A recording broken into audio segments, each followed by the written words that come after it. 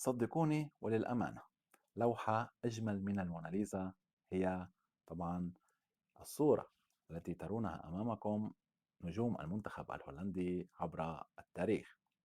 طبعا بداية من رمز جيل حقبة السبعينيات، النجم يوهان كرويف والذي قاد المنتخب الهولندي إلى المباراة النهائية في مونديال 74 وخسر أمام المنتخب الألماني.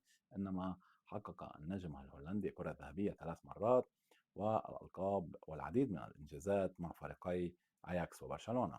ماركو فان باستن رمز جيل الثمانينيات رفقة زميله ورفيق دربه رود جولت اللذان قادا ميلان للإنجازات ودوري الأبطال، وحققا الكرة الذهبية فان باستن 3 مرات ورود جولت في مناسبة واحدة، وتوجا بكأس الأمم الأوروبية عام 1988 وهي البطولة الوحيدة لمنتخب الطواحين.